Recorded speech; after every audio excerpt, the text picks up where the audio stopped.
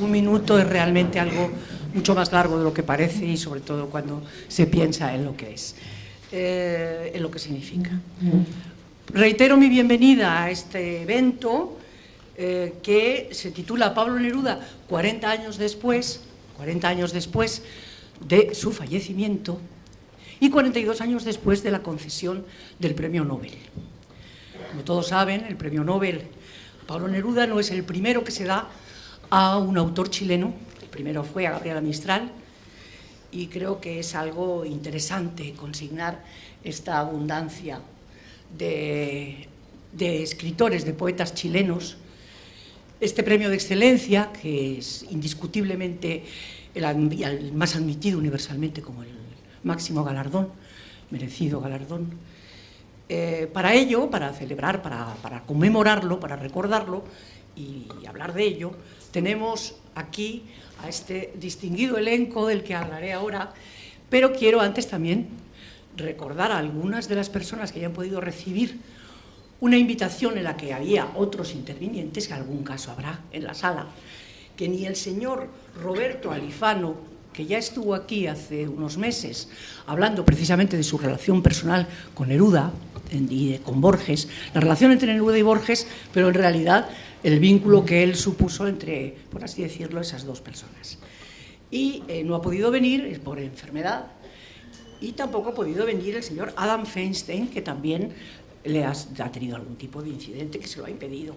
En su lugar, y no menos distinguidos, tenemos al señor Miguel Bins y al señor Antonio Daganzo, que acabará su intervención será la lectura de unos fragmentos de la obra de Neruda, en la que además, empiezo un poco por el final en la presentación, pero no importa, en la que además él, Antonio, cuyo currículum voy a leerles ahora, es un poeta, es un escritor, periodista, divulgador cultural, autor de los poemarios Siento en ti aire y oscuro, de 2004, Que en limpidez se encuentre, Mientras viva el doliente y Llamarse por encima de la noche, que fue el primero de sus libros aparecidos en Iberoamérica, publicado en Chile precisamente en 2012, con el patrocinio promocional de la Universidad de la Frontera en Temuco y el apoyo de la Fundación Iberoamericana con sede en Santiago de Chile.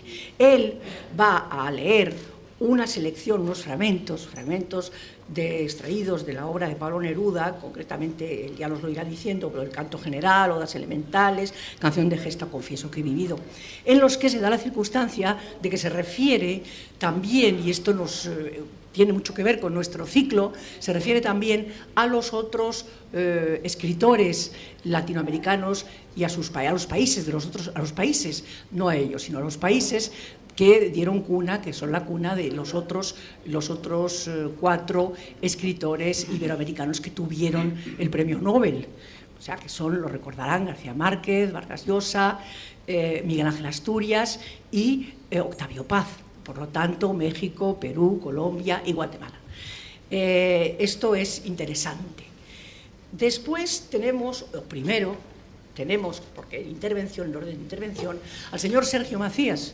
El señor Sergio Macías es poeta, es narrador, ensayista chileno, pertenece a la generación del 60, es autor de una treintena de obras, entre ellas obras que además han sido traducidas a otros idiomas. Entre estas obras destacamos El jardinero del viento, Memoria del exilio, Crónica de un latinoamericano sobre Bagdad y otros lugares encantados, El manuscrito de los sueños, Cantos para Altazor, la novela El sueño europeo y el ensayo El Madrid de Pablo Neruda, Gabriela Mistral o Retrato de una peregrina e influencia árabe en las letras iberoamericanas.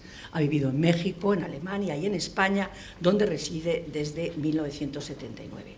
Tiene importantes galardones y, como les digo, ha sido traducido a varios idiomas extranjeros. Después se dirigirá a ustedes el señor Neil Beans, que es de origen británico, como se puede ver muy bien, es por su nombre y por su figura. Estudió en Oxford, en la Universidad Católica de Chile, y es profesor de filología en la Universidad Complutense de Madrid. Es autor de varios libros sobre poesía chilena, especialista en particular en Parra, y coeditor de las obras completas de Parra. Sus últimos libros de poesía se publicaron en Chile, La antología ha salido de Madre, 2010, y la tercera edición del Tratado sobre los buitres, del 11.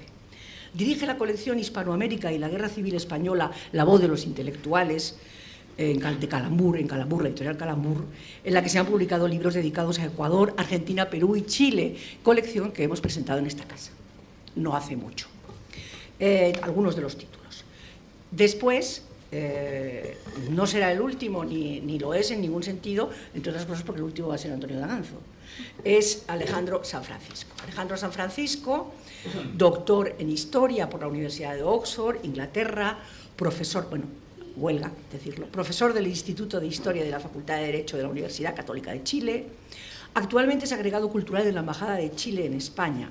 Ha publicado artículos en revistas y libros de su especialidad en México, Colombia, Estados Unidos, Chile y España. Es autor de, aquí tengo el libro, ¿lo enseñamos bien? Perfecto. Es autor del Premio Neruda, el Premio Nobel chileno en tiempos de la Unidad Popular, Santiago 2004, y la Guerra Civil de 1891, Santiago 2007, entre otras obras. Pues les voy a dar la palabra a todos ellos, no sin agradecer muy efusivamente a la Embajada de Chile su apoyo y su colaboración y su patrocinio de esta jornada, así como a la Fundación Chile-España. El queridísimo don Sergio Macías, tiene usted la palabra. Muchas gracias. Muchas gracias. Estimadas amigas y amigos, buenas tardes. Para mí es un honor participar en esta importante actividad en Casa de América en homenaje a Pablo Neruda, a quien tuve la suerte de conocer y de compartir con él en varias oportunidades.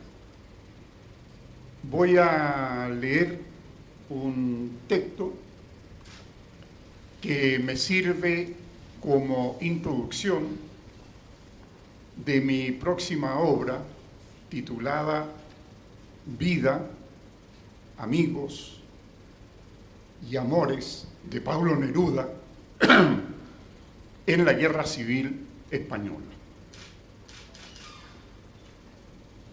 Pablo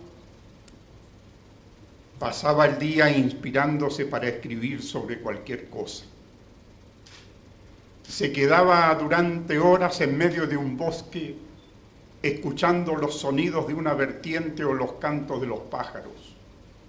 Decía curiosamente que no le molestaran porque le gustaba estar en silencio, pero los ruidos se le metían en la sangre con ritmo de poesía.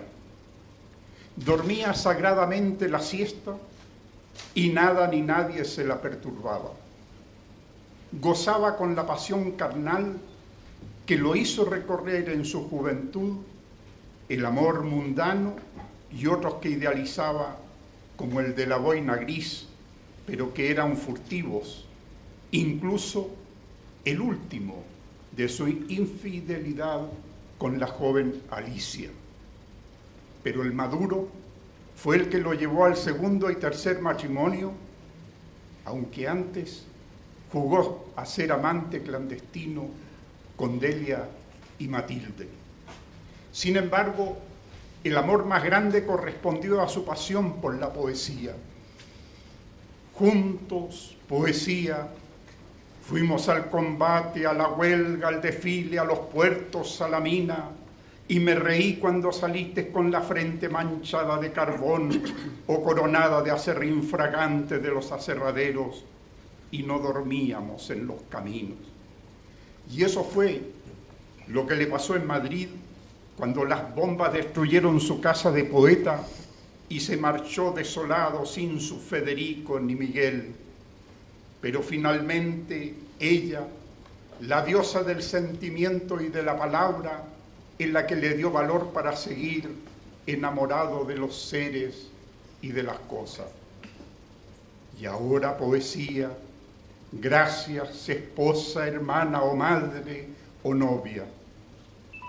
Esta unión pasional le llenó de vida para recorrer calles, mercados, bosques, mares y sendas misteriosas, para perderse continuamente en Chile por los caminos del atardecer, acompañado de sus camaradas bohemios, abriendo las puertas de los bares de bandera con San Paulo, y en Madrid no lo hizo distinto por Princesa, Alcalá, Carretas y la Plaza Mayor, levantando infinitas copas por el verbo y la fraternidad. No pudo realizar su deseo de comerse un asado en las alturas de Machu Picchu, entre la atroz maraña de las selvas perdidas, pero lo cumplió generosamente en Isla Negra, con poncho impregnado por la humedad de las olas que arrastraban el aire del Pacífico. Aparte de tejer poemas cada día, no trabajaba mucho en su cargo burocrático por el que le pagaban un sueldo de pobreza. Leía lo bastante y aún más para estar al día en lo cultural y de los acontecimientos en Chile. No fue un buen estudiante, pero sí el mejor aprendiz de los problemas sociales. Si llegó a la universidad, lo hizo porque su padre no quiso que fuera obrero ferroviario como él. Aprendió francés durante unos años sin titularse de profesor, y el inglés lo cultivó en las calles de Birmania y otros lugares de Oriente cuando se moría de tristeza. Y en sus entreactos de ocio poéticos, el idioma británico lo practicaba en la cama con la fogosa, pirómana, furiosa y vengativa Joseph Bliss, la maligna, la del tango del viudo, de la que huía y retornaba temeroso de sus celos entre el silencio de las pagodas y el murmullo de las lluvias que se perdían en la espesura. Fue la primera versión lírica y erótica de Obsesión Fatal, cuyo personaje era el poeta que sentía en carne propia el terror de incendiarse mientras dormía con unas pesadillas en que le clavaban con cuchillos que le hacían gritar como si estuviera en la realidad. Dormía temeroso de que en cualquier instante saltara sobre él aquella pantera birmana sigilosa que se le presentaba por sorpresa a cualquier hora del día o de la noche, pero no escarmentó ni para el resto de su vida. Siguiendo el ritmo del mar, ejercitó el idioma con una judía rubia, sentimental y gordita, como un ángel de Rubens, con quien se entendió a las mil maravillas cuando fue a hacerse cargo del consulado de su país en Batavia. Ella le hizo subir y bajar por sus valles y volcanes encendidos que le recordaban el sur de su territorio indígena y selvático. Esos gozos y sufrimientos le sirvieron para hablar, leer, traducir y no aburrirse, mientras esperaba en su puesto de cónsul perdido en Oriente, sudoroso y pegándole a las moscas que atracara el barco que cada 3 meses llevaba té, yute y parafina a Chile, y así ganarse unos míseros honorarios. A pesar de sus jadeos en medio de la infernal humedad, estiraba alegre su estilográfica para cumplir la tarea espaciada pero rutinaria de firmar y sellar los documentos respectivos. Mientras en su patria los chilenos se sentían contentos de tomar aquel té con galletas untadas con mermelada a las 5 de la tarde, creyéndose los ingleses de América del Sur. En esas regiones de grandes árboles, calores y monzones, Paulo se distraía bebiendo cerveza o gin tonic hasta que encontró a Maruca, una amada larga como jirafa que le amó y acompañó a recoger caracolas como si fueran piedras preciosas. Recordó su afición de niño de cazar insectos en los bosques de la Araucanía y comenzó a coleccionar conchas y moluscos hasta convertirse en malacólogo recorriendo todos los océanos. Fue siempre mal bailarín, no como su poeta y amigo Raúl González Tuñón, que arrastraba los pies, culebreándolos en un tango o una milonga con alguna morocha allá por las callecitas de Buenos Aires que tienen ese qué sé yo. Y si alguna vez intentó mecer o sacudir su cuerpo, recuerdan que se balanceaba como un oso equilibrándose sobre una cuerda. Más que la música clásica, le gustaba el arpegio de las guitarras y escribir algunas letras para tonadas y cuecas.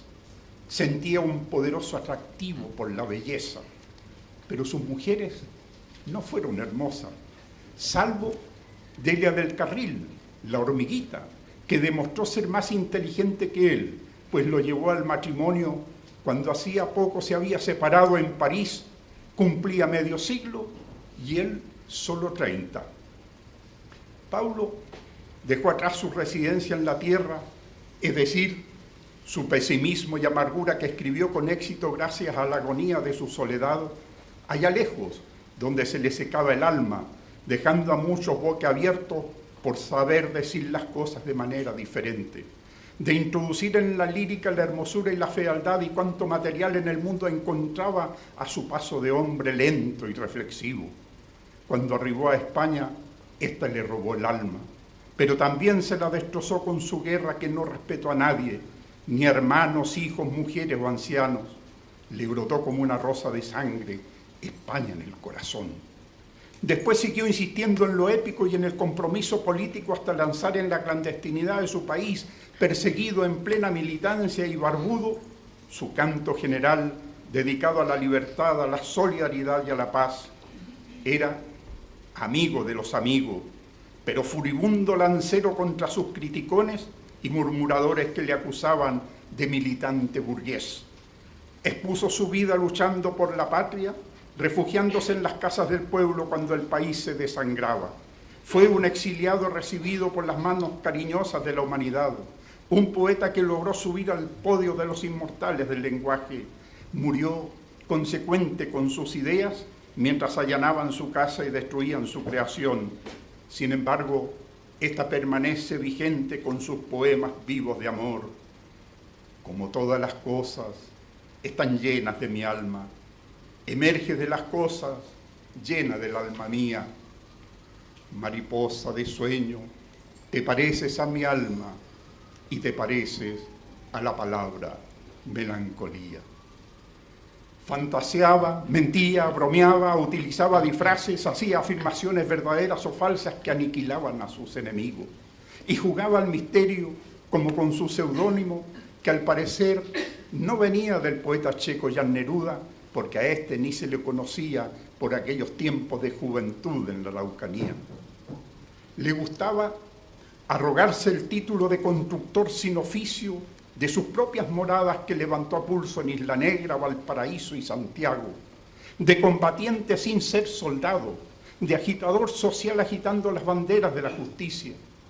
Este cantor de Bolívar y de la gran patria americana, gourmet sin preparación hotelera, conocedor de uva y escanciador de vinos engrandecidos por el tiempo sin oficio de catador, patrón de barcos con su traje algo de cónsul de la inmigración española en Francia, en Trompelú, para hacer navegar a través de 2 océanos a un destartalado carguero llamado Winnipeg, con más de 2.000 refugiados españoles hacia el fin del mundo. Fue guardián de las deidades del mar en Isla Negra, cuyos corazones aún laten en los mascarones que refugió de los temporales en su espacio marino. Con su afición a la navegación y experiencia en el amor, surgieron los versos del capitán, y no solo estuvo en Capri, sino que viajó por miles de islas sin uniforme de marinero. Se convirtió en viajero sin salir de su morada, de sus libros, de sus botellas, de sus máscaras, de las vigas que sostenían el techo con los nombres de sus amigos. Fue alfarero sin arcilla, leñador con hacha de relámpago y sin callos en las manos, pescador de cosechas marinas sin arpones ni anzuelos, habitantes de lluvias y desventuras, diplomático o empolvado sin aspirar el rapé de los ociosos, sino el polvo caliente del oriente asiático que lo dejaba exhausto y con los diminutos ojos dormidos como de tortuga entre los fumadores de opio, casamentero y curandero de almas a través de hierbas en los aromas del aire que recorría la tierra mapuche de su infancia. Paulo se entregó una noche de 1933, antes de llegar a España, a todo el amor, y María Antonia le cubrió por esa muestra de ternura con besos ardientes como las brasas del cielo. Estaba extrañada y confundida en su querer, ya que nunca le había dedicado un verso. Fue así como se convirtió en padre de la desdicha, en el infortunado padre de una malva marina débil que se deshojó a los pocos años en manos de unos holandeses que la cuidaron, y no en la suya, que en ese momento estrechaban otra que aplaudían su verbo egregio en La Habana, porque ninguno como él dio fuerza y hermosura a la palabra. Cruzó las alturas y los ríos torrentosos como arriero cordillerano o cóndor con alas de nieve desplegada sobre la corteza planetaria. Viejo de juventud y de sabiduría popular, era este pastor de la palabra y de la luz que cambió su poesía cuando hizo suyo el sufrimiento de la Guerra Civil Española para convertirse en el poeta cronista rebelde y militante. Esa época es fundamental en mi vida. Por lo tanto, casi todo lo que he hecho en mi poesía y en mi vida tiene la gravitación de mi tiempo de España. No hay duda que Chile vive a través de Paulo en el corazón de España y la patria de Cervantes en el alma de los chilenos. De acuerdo a las disposiciones del poeta, su tumba quedó para siempre anidada en la tierra pegada a las aguas que se rompen en los inmensos roqueríos que le gustaba contemplar en vida. Enterradme en Isla Negra, frente al mar que conozco, a cada área rugosa de piedras y de olas que mis ojos perdidos no volverán a ver. Sin embargo, sigue viviendo por la palabra que se funda en la historia de Oriente, de España y el resto de Europa, del continente latinoamericano y de su pueblo chileno. Ya lo dijo, sucede que soy y que sigo. Así, el lunes 8 de abril de 2013, a primera hora, cuando el aire marino envolvía apaciblemente Isla Negra, el poeta era desenterrado de su tumba, emplazada a un poco más de medio metro de profundidad, hasta donde penetra el rumor de las olas, para saber si su muerte fue un crimen, como la de su amigo Federico García Lorca. Hacia el aire se elevaban las canciones de Violeta Parra y de Víctor Jara, que tocaba la orquesta local, como dando una sensación de recordatorio humilde, pero sin tristeza, en la búsqueda de la justicia. Hasta la exhumación correspondía un cuadro de dramática poesía. A los 40 años de la muerte del premio Nobel, pasaban las gaviotas agitando sus alas sobre los acantilados. Él volvía a salir desde debajo de la tierra, envuelto en una bandera chilena, mientras el autor de este texto recordaba el amor y las campanas. Yo tengo tantas muertes de perfil que por eso no muero. Soy incapaz de hacerlo. Me buscan y no me hallan. Y salgo con la mía, con mi pobre destino de caballo perdido en los potreros solos del sur de América. Gracias.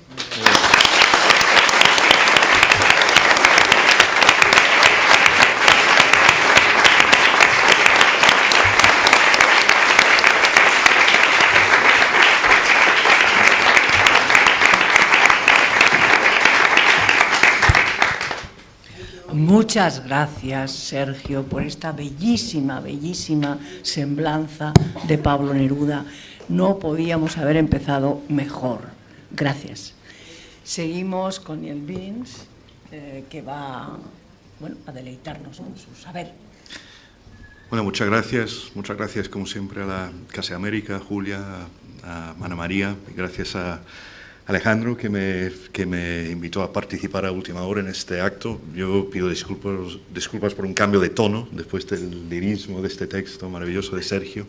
Alejandro me pidió que hablase un poco de la figura de Neruda hoy, 40 años después de su muerte, y yo creo que evidentemente tenemos que partir de la evidencia de que estamos ante uno de los poetas canónicos de la poesía del siglo XX, sin duda el poeta central del canon en lengua española, quizá con T.S. Eliot, quizá las dos figuras canónicas, las dos figuras centrales en términos de su influencia, en términos del peso de su figura en la poesía universal. Por supuesto, dentro de la lengua española, pues ahí está, junto con Vallejo, con Lorca, con Huidobro, con Cernuda, con Paz, con Parra, con tantos más. También estamos ante un poeta leído masivamente. Los 20 poemas de amor y una canción desesperada ando yo. Desesperada es el bestseller de la poesía de todos los tiempos. Yo creo que es también un fenómeno muy curioso, ese Neruda. A la vez, si tenemos en Neruda este poeta tan leído, tan conocido, tan querido, más allá del mundo de los lectores habituales de la poesía, yo creo que también tiene que ver con esto una especie de rechazo que ha habido entre poetas más jóvenes que Neruda, más jóvenes que han ido buscando sus caminos poéticos, y también por muchos lectores, buenos lectores de poesía, muchos críticos. Yo creo que seguramente el mejor libro de poesía sobre la poesía hispanoamericana del siglo XX, que es el libro de Guillermo Sucre, que se llama La máscara de la transparencia, no habla de Neruda, pide disculpas de alguna manera en el prólogo, pero lo excluye, no lo soporta. Yo creo que esa exclusión es característica de una especie de rechazo más generalizado. A veces yo pienso que quizá una figura que podríamos comparar a Neruda en ese aspecto sería Ernest Hemingway. Es muy difícil hoy oír hablar bien de Hemingway a un escritor. Yo creo que entre los poetas de hoy de lengua española, muy pocos dicen que Neruda es para ellos un poeta central, un poeta que les ha ayudado a convertirse en los poetas que son. ¿Cuáles son los elementos que se rechazan en Neruda? Pues los 20 poemas, dicen los lectores más críticos, pues es un libro con toda la ñoñería de muchos bestsellers. Me gustas cuando callas. Yo creo que justamente es el problema de tantos bestsellers, ¿no? Cuando un libro se convierte en bestseller, muchas veces se mira ese libro con ojos particularmente críticos. Y también, como sucede con Hemingway, pues los 20 poemas se ha convertido en un festín para las lecturas feministas, que van desarticulando todo el machismo que estaría ahí dentro del texto nerudiano. También hay rechazos, hay acusaciones que hablan del Neruda stalinista, que sacan algún poema de Las uvas y el viento, por el poema En su muerte, que habla de la muerte de Stalin, cuando dice que Stalin era sencillo como tú y yo, y algún día llegaremos a ser tan sencillos como él. Otros, una vez más, como estas voces que rechazan a Neruda. Yo, quizá para mí como lo central, esa pretensión omnisciente, omnipotente, omniabarcadora del yo poético de Neruda, este yo que tiene la audacia, pero también la grandeza de autoproclamarse portavoz del pueblo, y que asume abiertamente su papel de bate. Yo vengo a hablar por vuestra boca muerta, y esos imperativos al final de las alturas de Machu Picchu, tan grandilocuentes: dadme el silencio, el agua, la esperanza, dadme la lucha, el hierro, los volcanes, apegadme los cuerpos como imanes, acudid a mis venas y a mi boca, hablad por mis palabras y mi sangre. Pues yo creo que evidentemente en estos días hipercríticos, irónicos, negativos, obsesivamente cuestionadores de nuestra modernidad tardía, nuestra posmodernidad, pues este tipo de aspiración, este tipo de tono resulta un poco de otra época. También como se achaca a Neruda la falta de contención, alguien que escribió demasiado, se dice, alguien, incluso sus grandes libros son libros muy regulares, donde hay mucha paja, hay que ir como quitando la paja para llegar al gran Neruda. También muchos reprochan a Neruda esa mitificación que experimentó en su propia vida. Se convirtió en algo así como la encarnación de la poesía. Y también, como muchos hablan de esa figura pública que se aburguesó, hablan del narcisismo, de la soberbia, de la egolatría, de las contradicciones de ese poeta comunista aburguesado. Y todavía hoy, después de la muerte, sigue siendo esa figura pública. Él es el poeta nacional. Ahí están los poemas, el poema 15, el poema 20, en las paredes de tantas casas chilenas. Y se ha convertido Neruda en una figura central de la industria turística de Chile. Si uno va a Chile, uno va a Isla Negra, uno va a la Chascón en Santiago, uno va a la Sebastiana en Valparaíso, esas casas maravillosas de Pablo Neruda. Y por último, el problema de Neruda, su poderío poético. Y eso realmente es el eje del problema. Este poeta, como un don de la poesía, yo creo que sin igual en el siglo XX. Mario Benedetti en los años 60 escribió un pequeño artículo, Vallejo y Neruda, dos modos de influir. Y él decía que para su generación Vallejo había sido un poeta muy fecundo. Había ayudado a los jóvenes poetas a encontrar sus caminos. Neruda, en cambio, había sido una influencia paralizante, casi diría frustránea, diciendo: intentar seguir los caminos de Neruda era quedarte simplemente como un epígono, repitiendo esas metáforas deslumbrantes. Un problema. Como decía Harold Bloom, la poesía moderna es la historia de los parricidios sucesivos, la necesidad de matar al gran poeta padre. Y el gran poeta padre de América Latina era Pablo Neruda. ¿Qué hacer? ¿Cómo escribir después de Neruda si Neruda lo había hecho todo? Ahí, me parece a mí, es el gran problema para los lectores, sobre todo para los poetas más jóvenes. Enrique Lin, el gran poeta chileno a comienzos de los 70, dijo: los últimos 20 años de la poesía chilena empiezan con el Neruda de canto general y en cierto modo se desarrollan por contraposición a la concepción poética que está en la base de ese libro, respondiendo a ella negativamente, impugnando ese discurso con otro, esa necesidad de impugnar el discurso de Neruda. Pero después el pobre Lin dice: y sin embargo Neruda era el autor de Residencia en la Tierra. Es decir, el propio Neruda tenía el contradiscurso a canto general.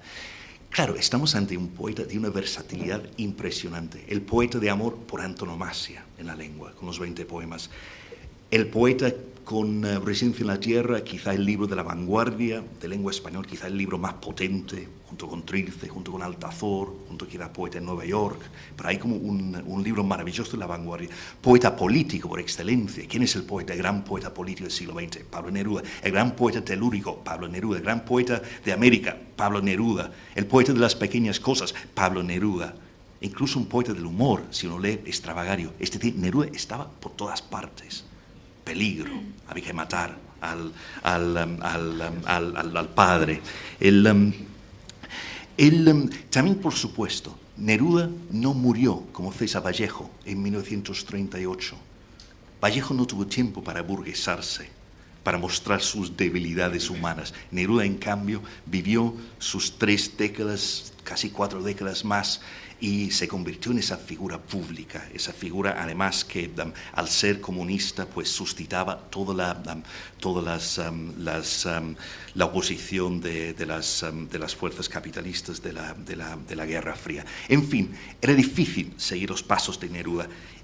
Fácil eliminarlo de un libro sobre la poesía hispanoamericana del siglo XX. Fácil decir que hay que ir por otros caminos. Entonces, mi defensa de Neruda hoy sería, primero, Neruda stalinista, pues hay que ir al libro Extravagario, hay que ir al libro Memorial de Isla Negra y mostrar el profundísimo dolor que sintió Neruda cuando él descubrió las atrocidades de Stalin, después de la revelación de esas atrocidades por parte del presidente Khrushchev en el año 56. ¿Cómo le golpeó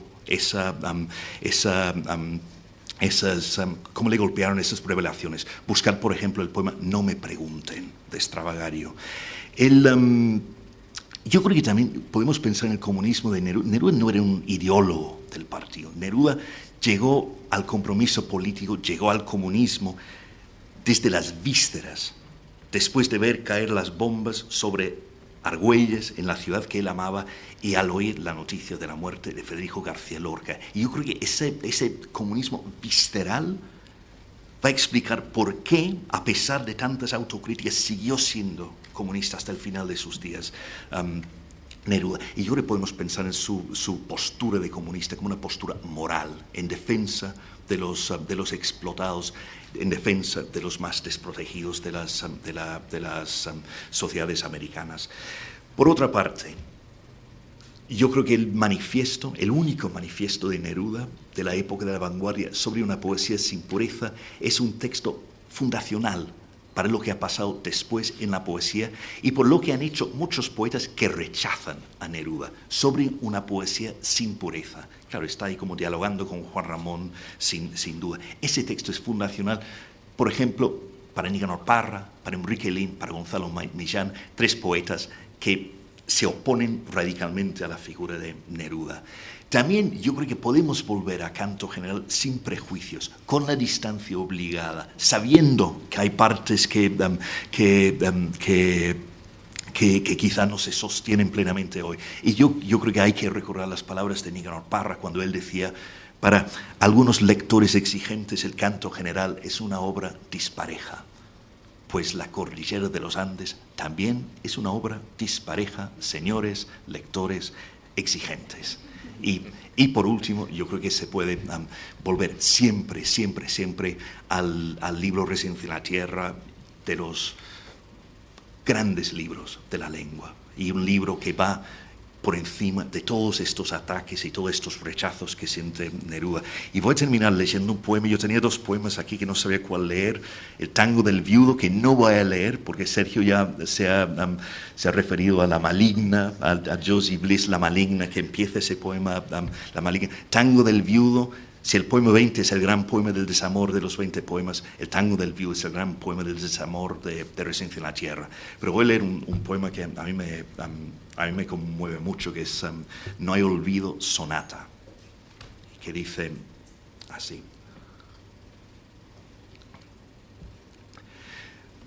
si me preguntáis en dónde he estado, debo decir sucede. Debo de hablar del suelo que oscurecen las piedras, del río que durando se destruye. No sé sino las cosas que los pájaros pierden, el mar dejado atrás o mi hermana llorando. ¿Por qué tantas regiones? ¿Por qué un día se junta con un día? ¿Por qué una negra noche se acumula en la boca? ¿Por qué muertos? Si me preguntáis de dónde vengo, tengo que conversar con cosas rotas, con utensilios demasiado amargos, con grandes bestias a menudo podridas y con mi acongojado corazón. No son recuerdos los que se han cruzado, ni es la paloma amarillenta que duerme en el olvido, sino caras con lágrimas, dedos en la garganta y lo que se desploma de las hojas, la oscuridad de un día transcurrido, de un día alimentado con nuestra triste sangre. He aquí violetas, golondrinas, todo cuanto nos guste aparece en las dulces tarjetas de larga cola por donde se pasean el tiempo y la dulzura. Pero no penetremos más allá de esos dientes. No mordamos las cáscaras que el silencio acumula, porque no sé qué contestar. Hay tantos muertos, y tantos malecones que el sol rojo partía, y tantas cabezas que golpean los buques, y tantas manos que han encerrado besos, y tantas cosas que quiero olvidar.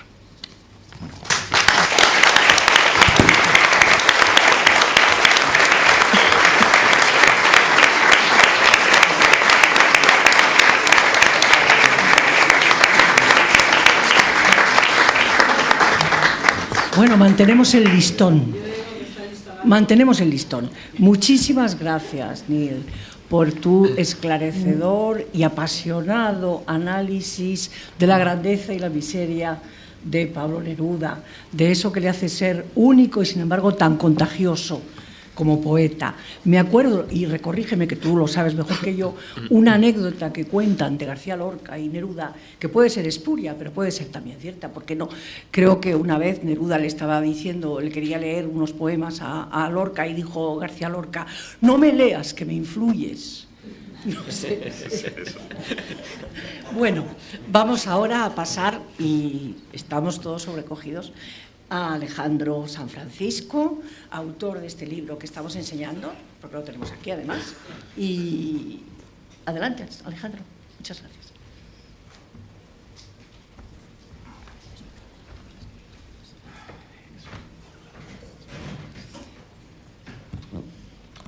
Muchas gracias, muy buenas tardes.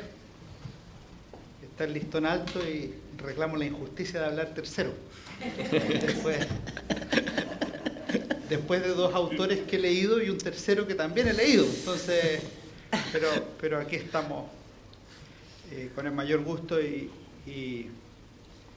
siempre con la alegría de colaborar con Casa de América y viendo esta sala llena en un día tan especial que es el del 40 aniversario de la muerte de Pablo Neruda. Yo no conocía a Neruda.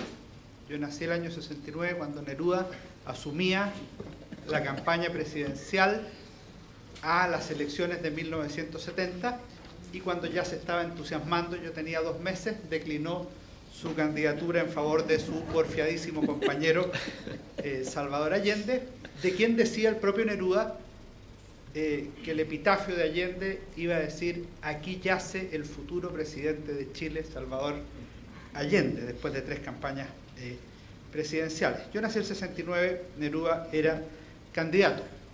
Yo no tenía más de 10 o 12 o 13 años cuando mi tío Sergio, hermano de mi madre, me dio a leer el Confieso que he vivido, Memorias de Pablo Neruda. Claro, esto no lo cuento para que digan qué niño más inteligente. Por el contrario, yo nunca entendí por qué mi tío me dio a leer eso. En primer lugar, porque él era matemático y yo era futbolístico. Solo leía suplementos deportivos. No recuerdo haber leído un libro antes de los 12 años. Salvo los libros, manuales escolares, ese tipo de cosas. En esas vacaciones, 2 semanas, el equivalente a lo que serían acá las vacaciones de diciembre, le llamamos las vacaciones de invierno en Chile, me leí y releí, me devoré 2 veces las Memorias de Neruda. Desde ahí ha sido hasta hoy el autor que más me ha acompañado, un compañero inseparable de lectura. Aparecieron, repito, a los 12 años, Chile, sus viajes, la poesía, los lugares orientales que recordaba Sergio, algunos de sus amores, pues si no habría sido otro libro, un tal Stalin, a quien nunca entendí en esa lectura, Matilde, los sueños, los éxitos, los fracasos, los dolores largamente acumulados, las victorias políticas y ciertamente las derrotas, los amigos entrañables, Federico, ya se mencionaba acá, Miguel Hernández y otros tantos de España y de otros países del mundo. Información abundante para quien quisiera aproximarse a uno de los principales escritores del siglo XX, como decía Neil Vince, pero que yo no sabía quién era. He releído el libro en los años siguientes y una de las críticas que más se le hace a las Memorias de Neruda es ser un libro extraordinariamente unilateral, incluso agresivo, en algún lugar falso.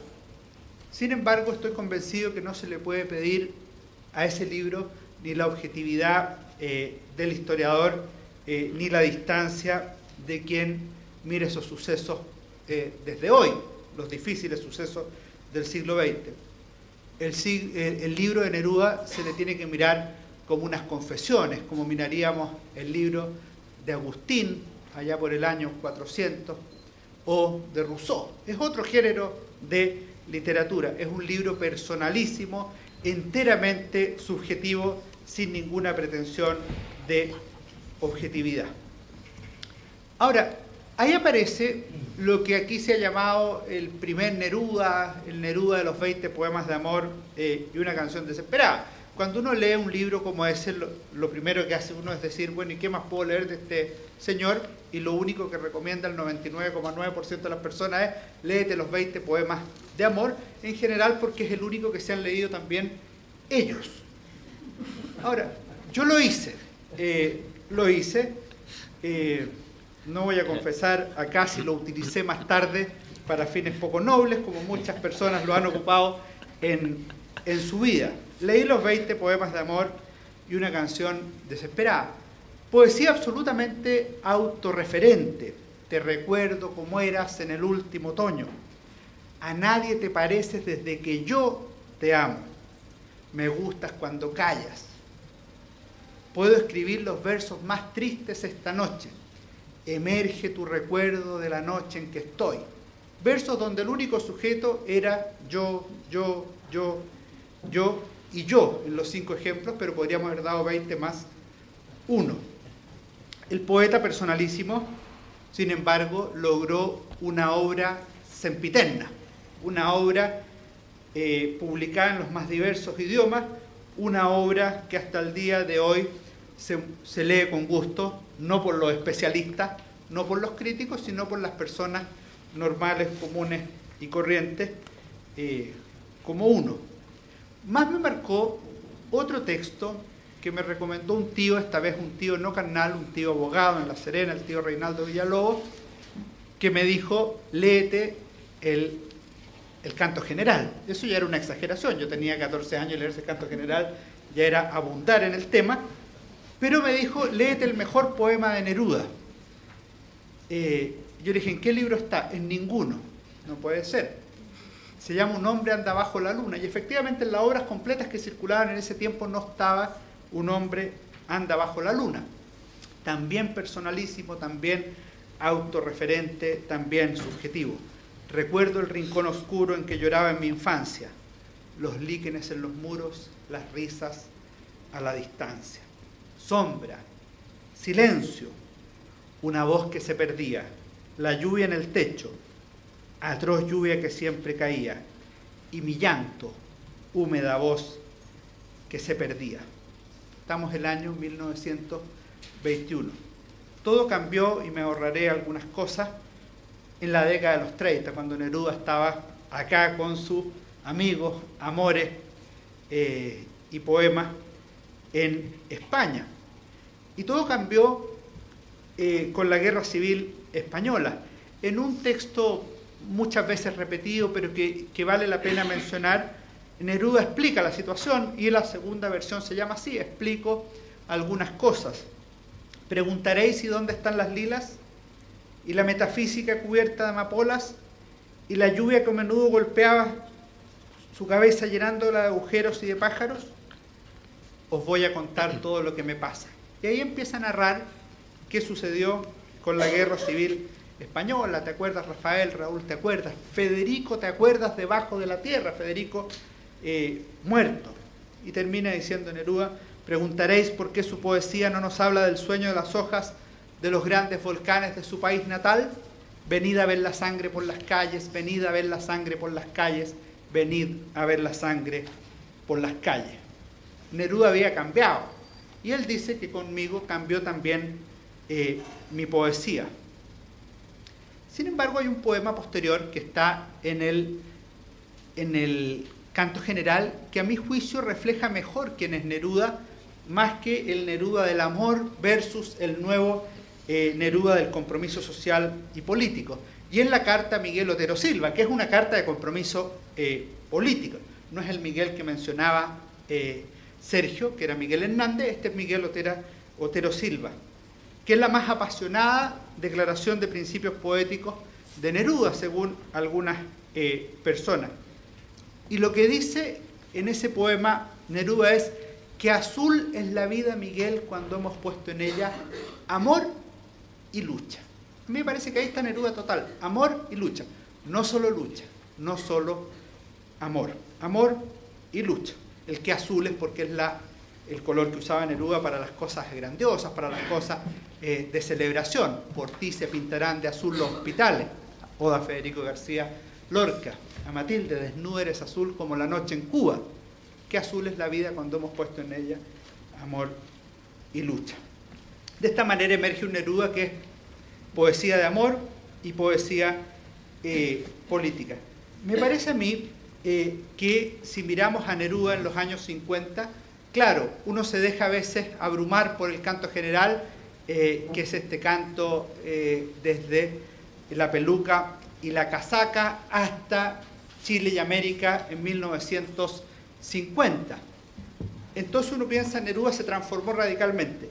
Sin embargo, posterior a su conversión poética, son también textos tan importantes como los 100 sonetos de amor, es decir, una obra más parecida, podríamos decir, a los 20 poemas de amor y una canción desesperada, y ciertamente los versos del Capitán, nacido en otro de los amores furtivos de Neruda, entre los muchos que tuvo en vida. Ahí podríamos expresar la existencia de versos mixtos, si le podemos llamar así. No sé si está autorizado a llamarle versos mixtos a versos que mezclan esta poesía política con la poesía amorosa. En Tu risa, por ejemplo, uno de los primeros poemas, la vida es dura y vuelvo con los ojos cansados a veces de haber visto la tierra que no cambia. Política. Pero al entrar tu risa sube al cielo buscándome y abre para mí todas las puertas de la vida. Claro, tiene que haber una receptora dispuesta a escucharle. Eso es amor y es política. Es una persona que ha encontrado un camino unitario entre esas dos realidades. En La carta en el camino, que cierra ese libro maravilloso, adorada, me voy a mis combates. En mi corazón viven tus besos como banderas rojas. Vendrás conmigo a luchar cuerpo a cuerpo. Y termina, adiós, amor, te espero, amor, amor, te espero. Podríamos decir que el Neruda del poema 20 es el mismo de las alturas de Machu Picchu. Supongo que se puede decir esa continuidad con ruptura. El autor de Farewell, un amor que las feministas odiarían, amo el amor de los marineros que besan y se van, dejan una promesa, no vuelven nunca más, o Los dolores de Crepusculario, es el mismo autor de Escrito en el año 2000, de Canción de Gesta, o explico algunas cosas que mencionábamos hace un momento. La verdad es que prefiero ver ese cambio con continuidad que con extrema ruptura. Así llegó Neruda al Nobel de Literatura en 1971. Un momento difícil para Chile en términos políticos y difícil en consecuencia para Neruda.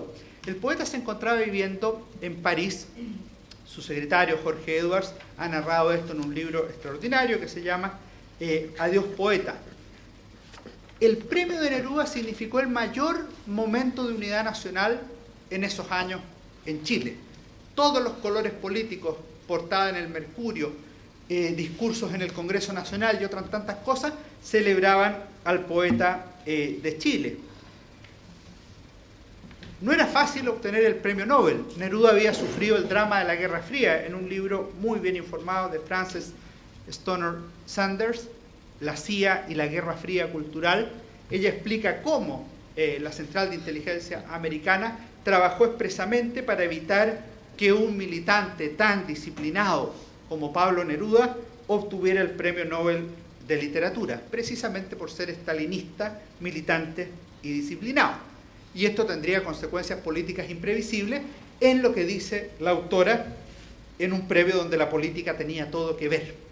Ahora, si uno lo mira como contrapartida, un año antes de Neruda, el 70, obtuvo el premio Alexander Solzhenitsyn, un soviético disidente contra el cual la KGB trabajó para que jamás obtuviera el premio Nobel de Literatura.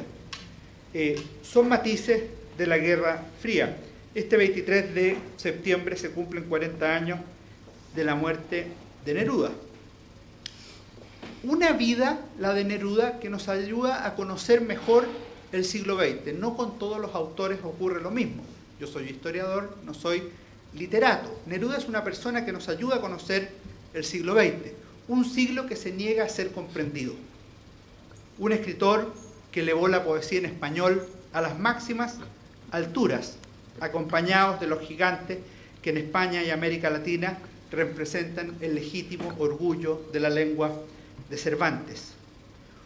Un poeta que tenía la capacidad de jugar con las palabras como si fuera un prestidigitador. No es casualidad esas combinaciones de verbos, de adjetivos calificativos, de sustantivos, de formas que aparecen tan claramente en el poema, por ejemplo, que ha leído Neil. Siempre abierto a nuevas combinaciones para expresar los límites de la pasión y del dolor, de la vitalidad del amor o el drama de la muerte, del sabor amable de unos besos o la dolorosa constatación de la miseria material. Fue un hombre exitoso en las letras. Abrazó en su juventud un oficio difícil, arduo, en el cual tenía que conjugar el propio interés personal con la capacidad de vivir con cierta miseria económica. Fue un actor de la política y de la vida literaria del siglo XX, un actor nómade. Fue chileno, pero fue del mundo. En política le fue bien en algunas cosas y le fue mal en otras. No alcanzó a ver la caída del comunismo, alcanzó a ver unos éxitos parciales, la Revolución Cubana, y fue el primer autor, él lo repetía, que cantó las glorias de la Revolución Cubana en Canción de Gesta, y alcanzó a ver muy tenuemente la caída del régimen que había apoyado de la Unidad Popular.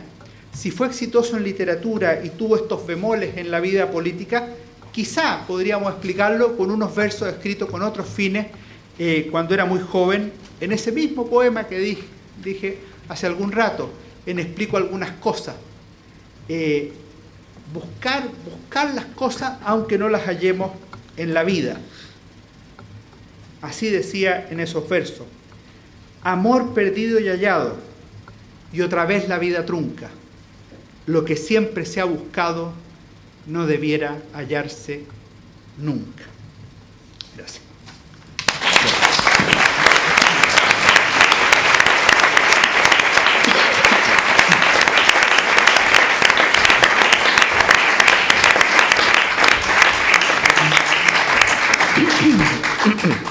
Muchas gracias, Alejandro. Tú dirás que era una injusticia haberte dejado en tercer lugar, pero ha estado muy bien porque ha quedado cerrado el ciclo. El biógrafo poeta, la semblanza filológica y la defensa de su magnitud y de su figura poética en la historia de la literatura.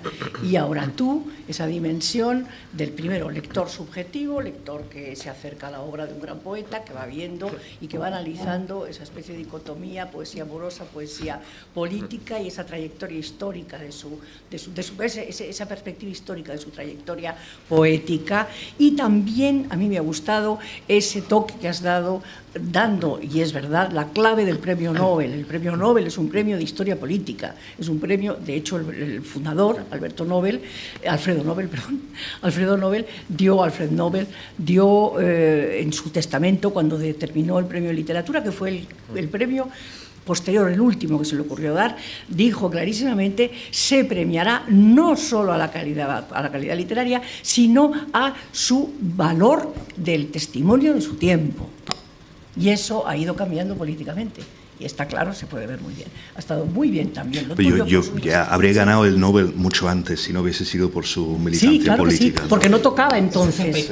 No, si hay un análisis muy claro en eso. Es muy interesante la historia del premio Nobel a la luz de ese dictados del testamento de Nobel y cómo lo han aplicado a lo largo de su trayectoria. Pero bueno. Un personaje importante en el premio Nobel fue Arthur Lundqvist, seguro. Que luchó bastante, que conocía como Neil Vince la literatura chilena al dedillo, la literatura latinoamericana, y sabía lo que realmente calzaba, ¿no? Pablo Neruda.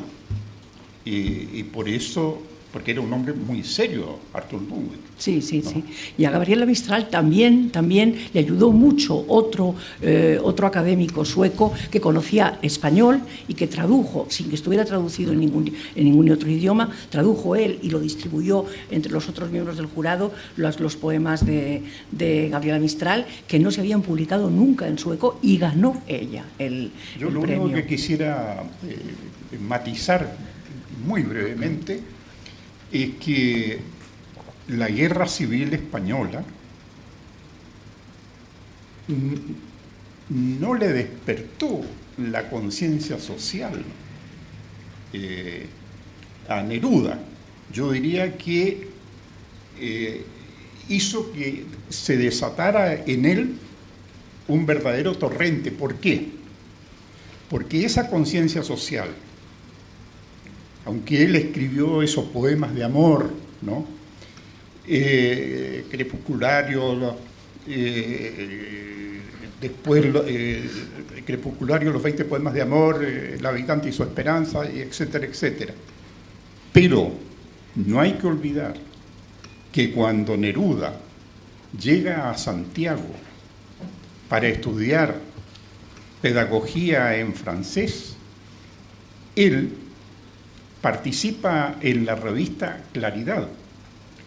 Y cuando participa en aquellos años en la revista Claridad, que era de un tinte, diríamos, de izquierda, participa Neruda en las luchas callejeras, en las barricadas que tenían los obreros en contra del gobierno de la época, junto a otros grandes escritores chilenos como Manuel Rojas y etcétera. Entonces, la Guerra Civil Española no hace sino que le brote esa conciencia social que venía además, con esto termino, que venía además de su propio origen, de tener un padre obrero que sabía lo que sucedía en una casa humilde que costaba para ganarse el pan y sabía lo que era la huelga. ¿No?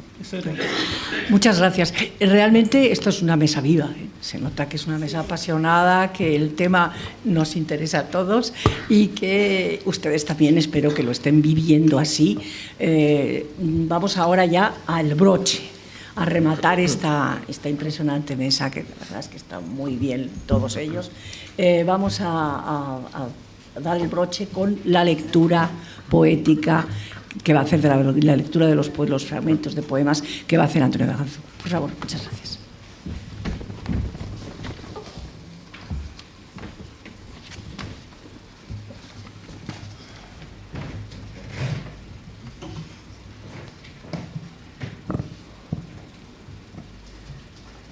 Buenas tardes a todos.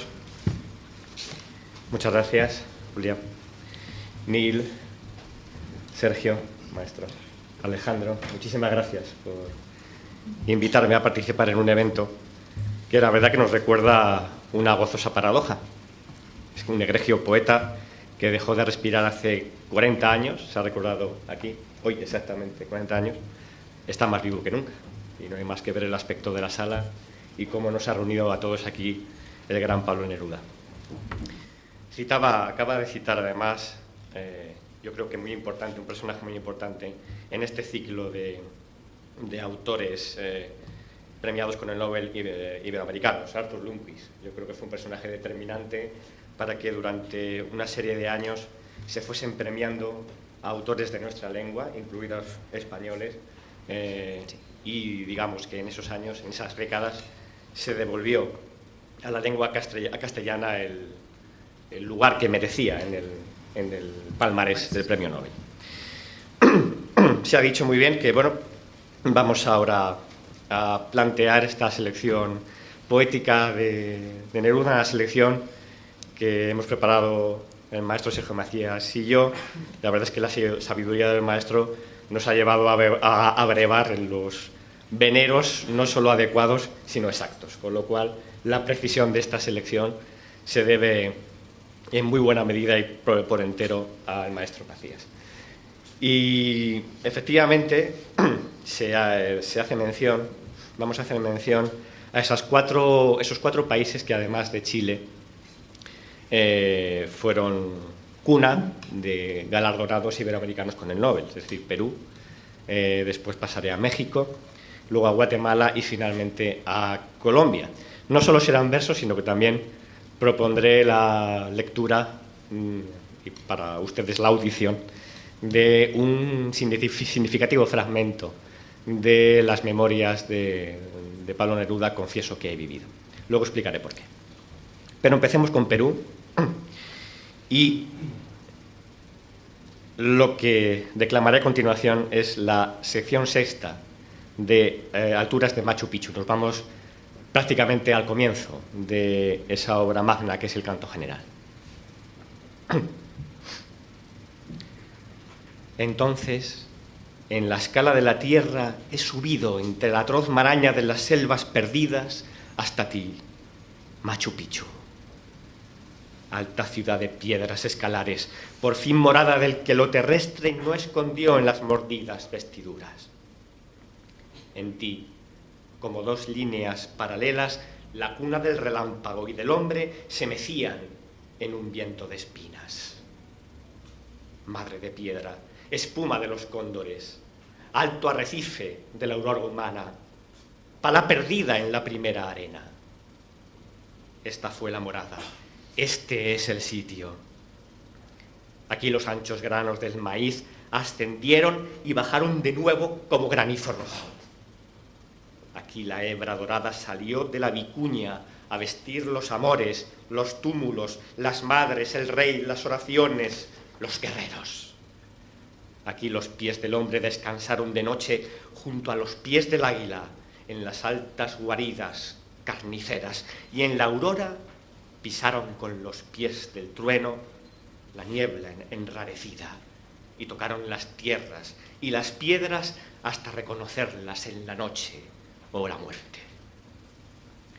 Miro las vestiduras y las manos, el vestigio del agua en la oquedad sonora, la pared suavizada por el tacto de un rostro que miró con mis ojos las lámparas terrestres, que agitó con mis manos las desaparecidas maderas, porque todo, ropaje, piel, vasijas, palabras, vino, panes, se fue, cayó a la tierra. Y el aire entró con dedos de azahar sobre todos los dormidos. 1000 años de aire, meses, semanas de aire, de viento azul, de cordillera férrea, que fueron como suaves huracanes de pasos, lustrando el solitario recinto de la piedra.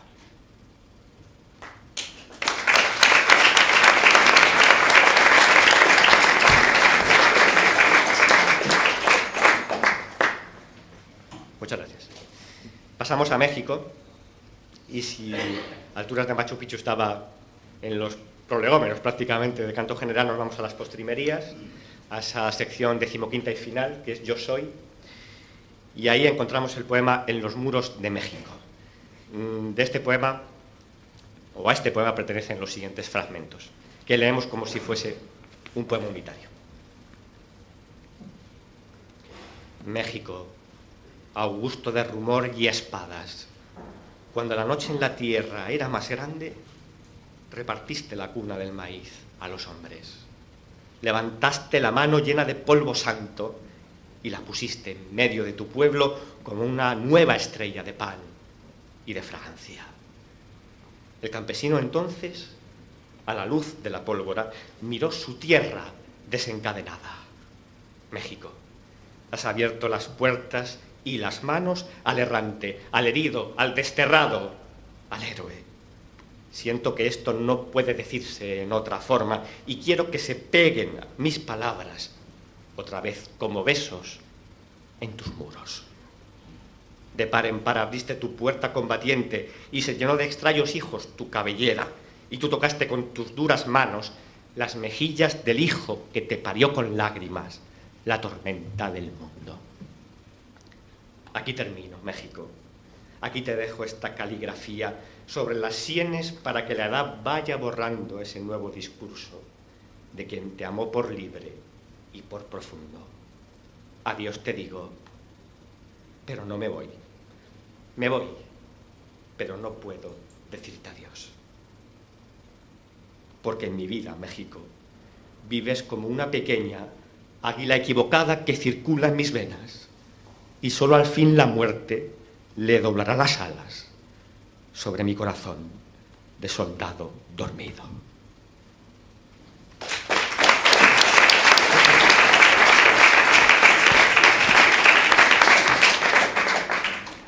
Gracias.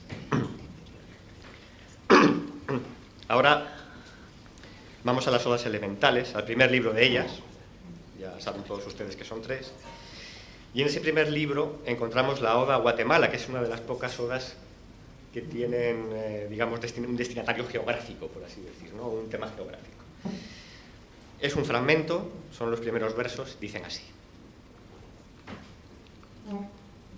Guatemala, hoy te canto.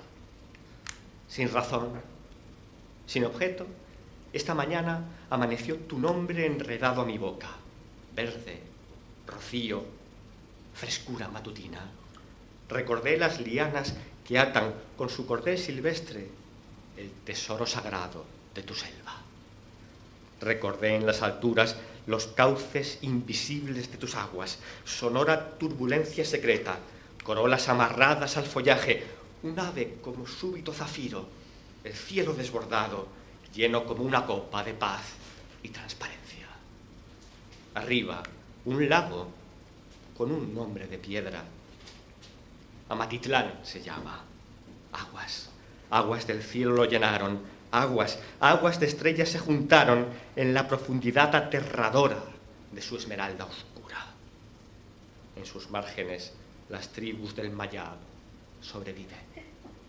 Tiernos, tiernos idólatras de la miel, secretarios de los astros, vencidos, vencedores del más antiguo enigma.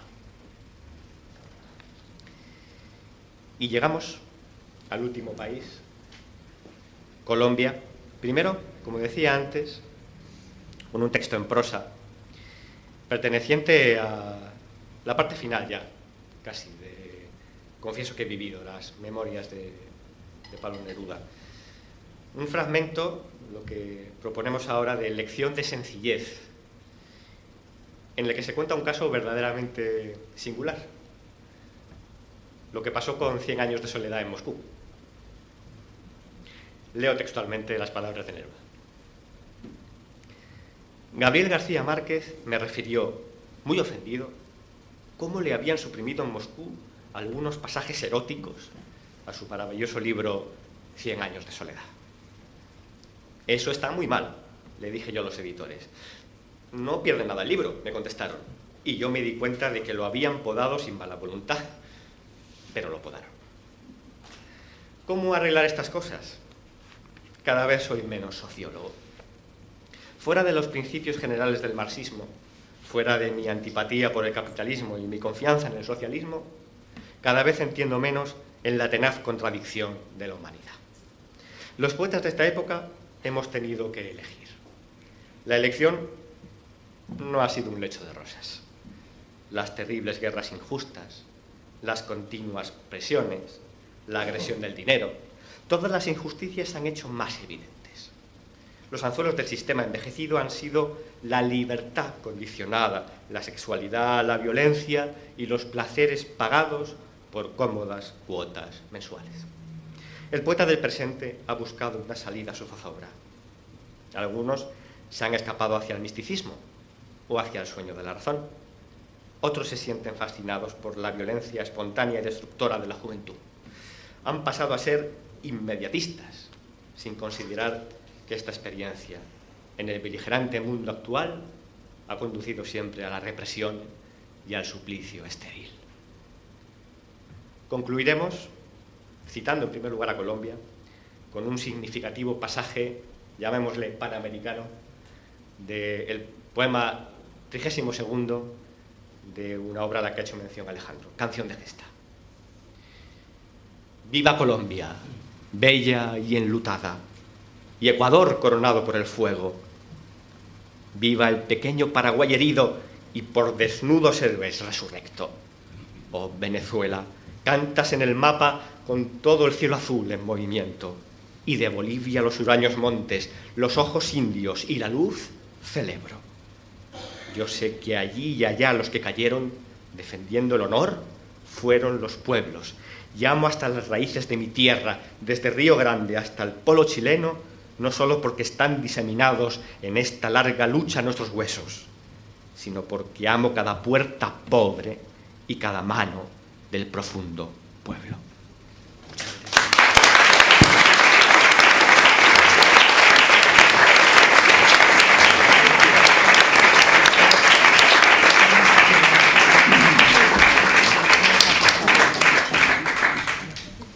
Bueno, Antonio, muchísimas gracias. Creo que ha sido realmente el broche a esta velada que ha demostrado que es un verdadero testimonio de nuestra fe en Neruda y desde luego de nuestro acierto en la elección de los ponentes. ¿Estarán ustedes de acuerdo? Yo me congratulo, aunque pueda parecer vanidad, pero es así. Sí. Perdón, un segundo para recordar a Álvaro Mutis en relación a Neruda, Es verdad. que ese gran sentido del humor que tenía el autor de Macrol el Gaviero, y que era también un gran poeta, él declaró que sintió la influencia de Neruda, él reconoce la influencia de Neruda. Y en cuanto al humor, le gustaba imitar a Pablo Neruda. Y estando una vez en Barcelona con sus amigos, empezó a declamar y hablaba exactamente como Pablo Neruda. Y la gente lo quedó escuchando, y como era alto en ese tiempo y fuerte, creyeron que era Pablo Neruda e hicieron cola y le pedían autógrafo.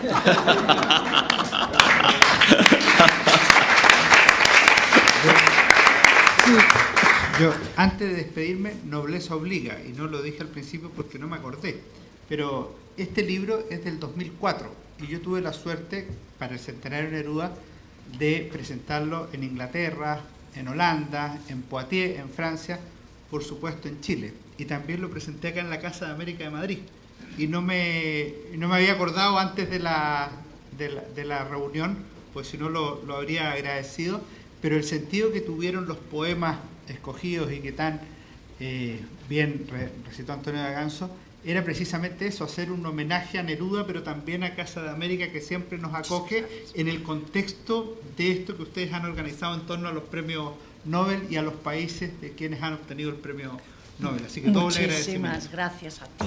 Y quería preguntar si queréis, ya que ha empezado Sergio con tanto acierto, si queréis vosotros seguir comentando algo sobre este asunto, sobre nuestra mesa, sobre lo que queráis.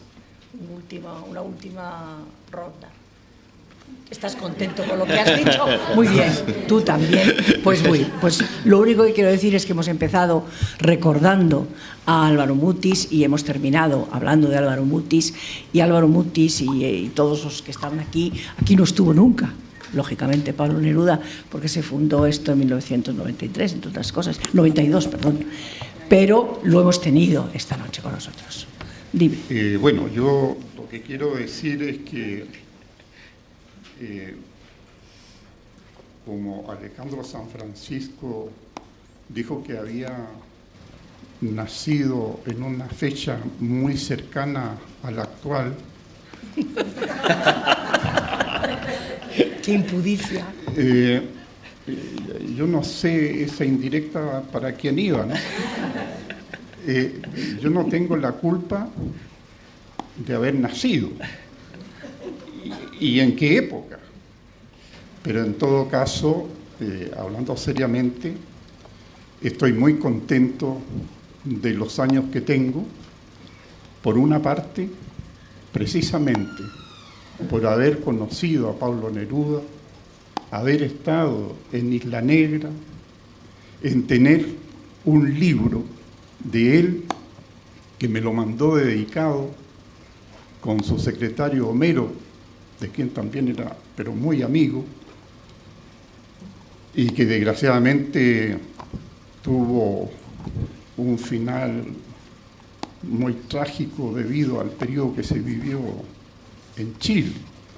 Y me mandó ese libro cuando se fue de embajador a Francia, y que yo tuve en una oportunidad que luchar para poderlo conservar cuando salí de mi país, y tuvo que intervenir incluso el embajador de México, y lo conservo actualmente en mi poder, una edición solamente de 500 ejemplares que se titula Aún.